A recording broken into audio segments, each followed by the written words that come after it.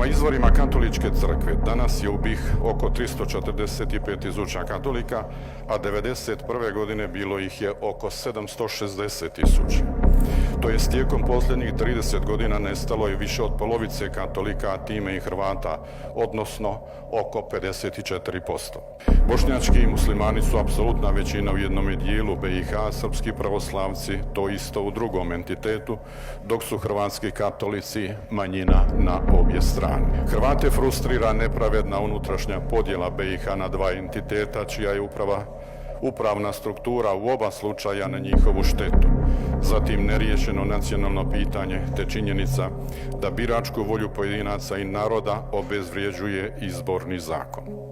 Taj zakon Hrvatima ni na jednoj razini gdje su u manjini ne osigurava mogućnost da sami sebi izaberu predstavnike. Budući da drugi nerijetko odlučuju tko će im biti predstavnik, brojni Hrvati se osjećaju poniženi.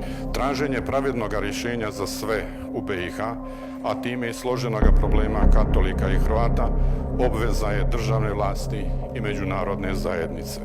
Tomu bi doprinio i pravedan teritorijalni i upravni preustroj cijele države u pravcu reorganizacije cijele BiH na način kako je to nekada učinjeno, na primjer, u Švicarskoj.